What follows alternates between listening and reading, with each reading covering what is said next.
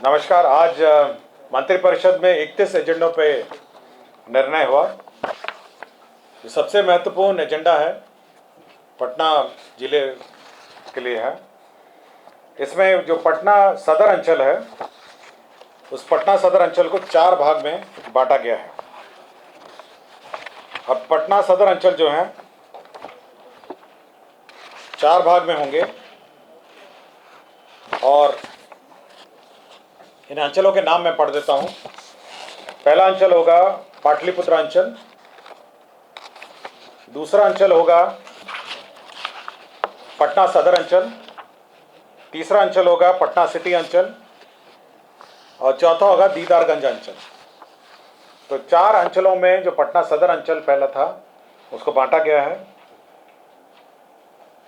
इसका कार्यान्वयन राजस्व एवं भूमि सुधार विभाग इसकी तिथि निर्धारित करेगी और यह तिथि जब तक प्रशासनिक औपचारिकताएं हैं पूरी हो जाती हैं, उसके पश्चात किस तारीख से ये अंचल कार्यरत होंगे उसकी तिथि निर्धारित की जाएगी। तो सबसे पहला महत्वपूर्ण एजेंडा यह है कि पटना जो सदर अंचल है उसको 4 भाग में विभाजित करने का निर्णय लिया है। पाटलिपुत्र अंचल, पटना सदर अंचल, पटना सिटी अंचल और दीदारगंज अंचल। दूसरा एक महत्वपूर्ण निर्णय लिया गया है, तो बिहार में जो मोटर वाहन नियमावली 1992 है उसका नियम 74 और नियम 82 में संशोधन है और इस नियम में जो शुल्क होते हैं, मोटर वाहन के रजिस्ट्रेशन शुल्क हैं, उसका निर्धारण होता है। तो इस रजिस्ट्रेशन शुल्क को काफ़ी कम कर दिया गया है। जैसे मोटर बाइक में पहले ऑल बिहार में 1,500 और 150 रुपये लगता था, उसको घटा के 1,150 कर दिया है। ऑटो रिक्शा में 5,650 लगता था, अब 1,150 लगेगा ऑल बिहार का। मोटर कैब जो है उसका 23,650 था, अब वो घट के 4,150 हो गया। इसी तरह अन्य जो टैक्सेस हैं मोटर गाड़ियों के, उनके घटा दिए गए हैं। इसका मुख्य कारण यह है कि बिहार में ये वाहन खरीदे जाएं, बिहार में रजिस्ट्रेशन हो, ताकि जो रजिस्ट्रेशन की राशि है वो बिहार को प्राप्त हो। अगल बगल राज्यों में जो मोटर टैक्स है, व्हीकल टैक्स है, वो पहले कम था और हम लोग का ज़्यादा था। इसलिए राज्य सरकार ने निर्णय लिया है कि हम लोग मोटर टैक्स की जो राशि है, रजिस्ट्रेशन की राशि है, उसको घटाएं ताकि बिहार में ही ये गाड़ियाँ खरीदी जाएं और इनका रजिस्ट्रेशन हो। तीसरा एक विषय था स्वास्थ्य विभाग का। इसमें आपको जानकारी होगा कि महिलाओं के बीच सर्वाइकल कैंसर बीमारी का प्रचलन है और ये ह्यूमन पैपिलोमा वायरस टीकाकरण किए जाने का निर्णय सरकार ने लिया है और ये 9 से 14 उम्र की बालिकाओं में यह वैक्सीनेशन होगा और इसमें मुख्यमंत्री बालिका कैंसर प्रतिरक्षण योजना की स्वीकृति राज्य सरकार ने दी है।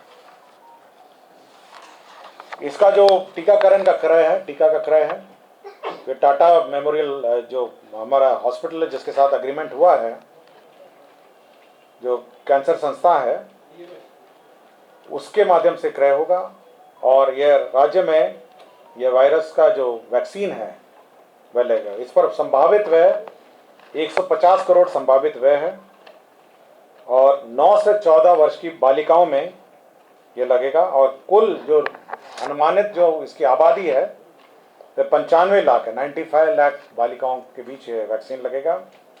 150 करोड़ का यह इसमें व्यय होगा और human papilloma virus Tata memorial जो केंद्र सेंटर है मुंबई है, उसको प्राधिकृत किया गया है, उसके माध्यम से ये होगा और इस पूरी व्यवस्था से जो महिलाओं में सर्वाइकल कैंसर की जो का खतरा रहता है उससे ही बचाव होगा। कब से स्टार्ट होगा? टीका का कुछ है रेट नहीं है मेरे पास, केवल 95 लाख है और 150 करोड़ इसमें टोटल लागत है और वैक्सीन 2 खुराक होती है 6 माह के अंतराल में, मतलब 2 वैक्सीन देना पड़ता है with in the period of 6 months. तो 2 वैक्सीन होगा, 95 लाख बालिकाओं में होगा, 9 से 14 वर्ष की बालिकाओं में 150 करोड़ इसमें व्यय होगा, और वैक्सीन जो टाटा मेमोरियल सेंटर है उसके माध्यम से क्रय होगा और राज्य में ये लगाए जाएंगे। कब से लगेगा सर, और किसी सारे हॉस्पिटल्स में लगेंगे? All government hospitals? All hospitals में लगेंगे। अभी तो पहले तो क्रय होगा वैक्सीन, इतनी बड़ी संख्या में आपके 95 लाख वैक्सीन प्रोक्योर होंगे, और यह 95 लाख बच्चियों में 2 खुराक लगेंगे with in period of 6 months. नगर निकायों को जो सप्तम वेतन माह का जो पुनरीक्षित वेतनमान है, यह 1/1/2016 के प्रभाव से मिलेगा और आर्थिक लाभ 1/4/2017 से देगा। 1/1/2016 के प्रभाव से यह इफेक्टिव होगा और आर्थिक लाभ 1/4/2017 से देगा।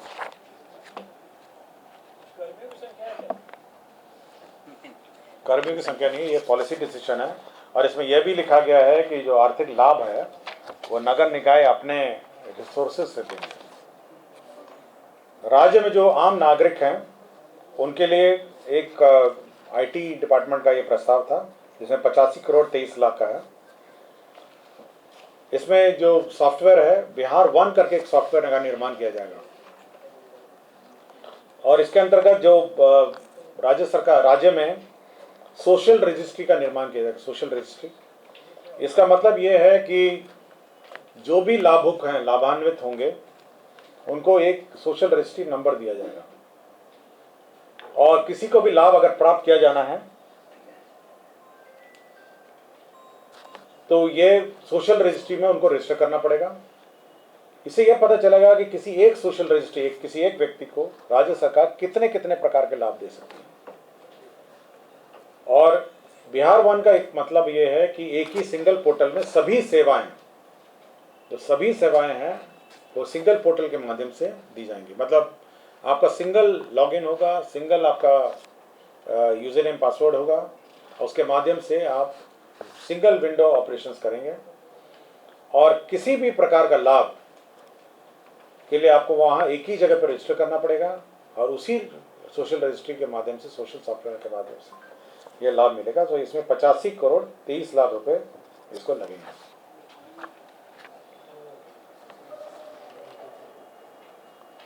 पथ निर्माण विभाग का यह एक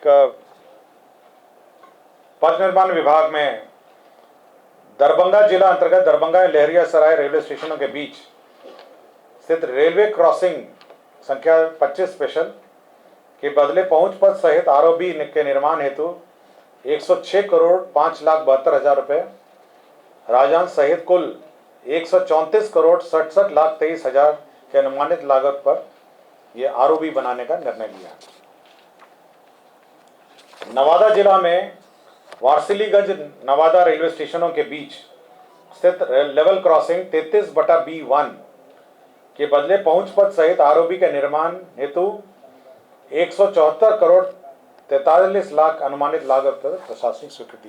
ये बिल्कुल मेरे ख्याल से ये नवादा शहर के बीच में है, ये रेलवे लाइन है, और इस पर लेवल क्रॉसिंग में आरओबी बनाया जाएगा। खगड़िया में भी कॉस्ट शेयरिंग के आधार पर खगड़िया जिला अंतर्गत खगड़िया परिहारा बखरी लिंक पथ के खगड़िया रेलवे स्टेशन में से उमेश नगर रेलवे स्टेशन के बीच अवस्थित लेवल क्रॉसिंग संख्या 24 के बदले आरओबी के निर्माण हेतु 101 करोड़ 81,85,000 मात्र के अनुमानित लागत पर प्रशासनिक स्वीकृति दी गई है। श्रम संसाधन विभाग के अंतर्गत 7 निश्चय योजना अंतर्गत संचालित पूर्वी चंपारण जिला अंतर्गत रक्सौल अनुमंडल में औद्योगिक प्रशिक्षण संस्था रक्सौल के भवन का निर्माण है। आईटीआई रक्सौल में भवन निर्माण की स्वीकृति दी है। इस पर 32 करोड़ 66 लाख 2,000 रुपये लगेंगे। कृषि विभाग का जो डीपीआर बेस स्कीम है 60-40 है। कहते हैं रबी में दलहन प्रोत्साहन योजना हेतु कुल 40 करोड़ 86 लाख 81,600 रुपये, जिसमें केंद्रांश है 14 करोड़ 97 लाख 38,000, राज्यांश है 9 करोड़ 98 लाख, और टॉपअप है 15 करोड़ 91 लाख। तो ये जो वर्ष में जो दलहन प्रोत्साहन योजना है, तो 24-25 के लिए भी स्वीकृत की गई। लॉ कमीशन जो था, लॉ कमीशन की जो कालावधि है 7/9/2021 से आदेश निर्गत की तिथि के पूर्व तक विनियमित करते हुए आदेश निर्गत की तिथि से अगले 3 वर्षों के लिए विस्तारित किया गया। तो बिहार लॉ कमीशन जो है उसका गठन किया गया है और इस पर अध्यक्ष के रूप में न्यायाधीश श्री विनोद कुमार सिन्हा, जो बिहार राज्य विधि आयोग के उक्त विस्तारित कार्यकाल तक के नियुक्त किए जाएंगे। तो ये अध्यक्ष होंगे बिहार राज्य विधि आयोग के अध्यक्ष। राज्य में संचालित जो सरकारी पैरामेडिकल संस्थाओं में सृजित पदों के विरुद्ध व्याख्याता एवं डेमोन्स्ट्रेटर ट्यूटर के पदों पर 1-1 वर्ष के लिए या नियमित नियुक्ति होने तक मानदेय के आधार पर अतिथि व्याख्याता एवं अतिथि डेमोन्स्ट्रेटर की सेवा लेने की स्वीकृति दी गई। तो गेस्ट लेक्चरर पर ये डेमोन्स्ट्रेटर और व्याख्याता जो लिए जाएंगे, क्योंकि अभी नियुक्ति प्रोसेस में है, इसलिए राज्य अंतर्गत संचालित सरकारी पैरामेडिकल संस्था में सृजित पदों के विरुद्ध जो व्याख्याता एवं डेमोन्स्ट्रेटर ट्यूटर हैं उस पर ये गेस्ट लेक्चरर्स लिए जाएंगे। श्रम आयुक्त कार्यालय के नियंत्रणाधीन क्षेत्रीय कार्यालयों में आशुलिपिक आशुटंकक के मूल कोटि के कुल स्वीकृत 61 पद को विभिन्न कार्यालयों के लिए चिन्हित किए गए हैं। केवल आशुलिपिक और आशुटंकक हैं, इसको रीऑर्गेनाइज किया है विभिन्न कार्यालयों के बीच। राज्यों में जो काराओं में कारा अस्पताल प्रबंधन हेतु गाड़ियां 67 ड्राइवर्स के पद स्वीकृत किए गए हैं। इसमें कारा और कारा अस्पताल में जो एम्बुलेंस है उसके लिए 67 पद स्वीकृत किए गए हैं। माननीय उच्च न्यायालय की स्थापना के लिए 2 प्रोग्रामर IT संवर्ग के 2 प्रोग्रामर स्वीकृत किए गए हैं। विज्ञान प्रौद्योगिकी के अंतर्गत राजकीय अभियंत्रण महाविद्यालय में 273 पदों के अतिरिक्त 116 पद, इसमें अंग्रेजी के 67, भौतिकी के 30 पद और गणित के 19 पद के सृजन की स्वीकृति दी गई है। इसी प्रकार जो राजकीय पॉलिटेक्निक है हमारे राज्य में, उनमें भी 131 पद स्वीकृत किए गए, जिसमें 37 अंग्रेजी हैं, भौतिकी के 29, रसायन शास्त्र के 36 और गणित के 29 पद।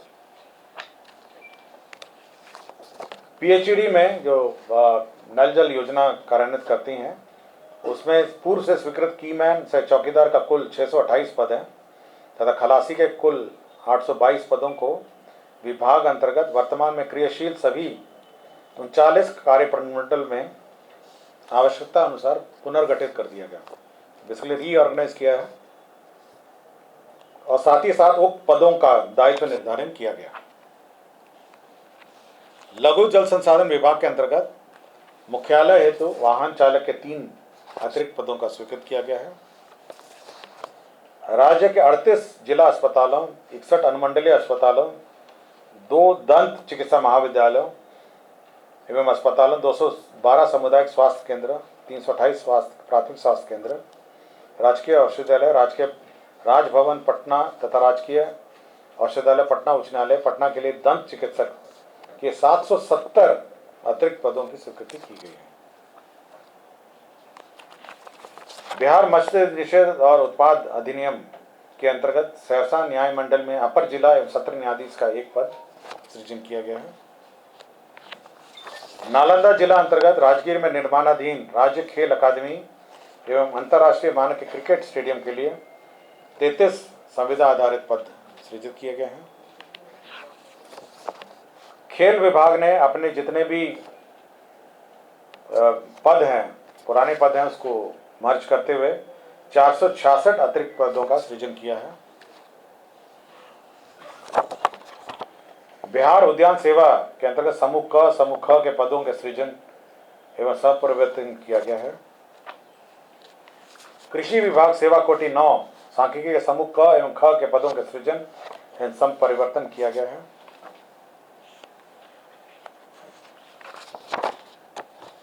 भारत के भूतपूर्व प्रधानमंत्री भारत रत्न स्वर्गीय अटल बिहारी वाजपेयी की पुण्यतिथि 16 अगस्त को पटना में राजकीय समारोह के रूप में मनाया गया था और भविष्य में भी इसी तिथि को पुण्यतिथि मनाया जाएगा। इसकी घटनोत्तर स्वीकृति जो सरकार ने आदेश निर्गत किया है उसकी घटनोत्तर स्वीकृति दी है। बिहार सेवा संहिता के नियम 21 परिशिष्ट 3 के कार्याध्यक्षों और अधीक्षालयों की सूची के क्रमांक 33 के बाद क्रमांक 34 में महाअधीक्षक बिहार कार्यालय को जोड़ा गया है। इसका मतलब यह है कि जो हमारे कार्यालय अध्यक्ष होते हैं उसकी सूची एक लिस्ट होती है, तो उसमें महाअधिवक्ता का भी कार्यालय अलग से कार्यालय घोषित किया गया है। अब महाअधिवक्ता का कार्यालय जो पूर्ण रूपेण एक अलग कार्यालय के रूप में काम करेगा। राज्य में जो बजट किताबें छपती हैं वह गोपनीय रूप से पश्चिम बंगाल में सरस्वती प्रेस में जो सिक्योरिटी प्रेस है वहाँ छापने का निर्णय लिया गया है 1 साल के लिए। बिहार उत्कृष्ट खिलाड़ियों की सीधी नियुक्ति की नियमावली 2024 में संशोधन किया गया है। इसके अंतर्गत जो पहले कला संस्कृति विभाग था, विभिन्न जगहों पे उसका उल्लेख किया गया था नियमावली में, उसको परिवर्तित करके खेल विभाग लिखा गया। अन्यथा कोई नियम में चेंज नहीं है, केवल नाम परिवर्तन है। जो कला संस्कृति विभाग है उसको हटा के खेल विभाग कर दिया है। वित्त विभाग का एक सॉफ्टवेयर है जो पे स्लिप बनाता है, एक कंपनी है, उसको 3 वर्ष के लिए अवधि विस्तार किया गया है। और उमेश प्रसाद सिंह है, तत्कालीन जिला अवर निबंधक पूर्णिया है, इनको बर्खास्तगी का दंड अधिरोपित किया गया है। इनके विरुद्ध आवासीय मकान या ठिकानों पर तलाशी के क्रम में 16,50,000 रुपये नगद, सोना चांदी और विभूषण लगभग 18 लाख रिकवर हुए थे, उन्हें बर्खास्त कर दिया। धन्यवाद।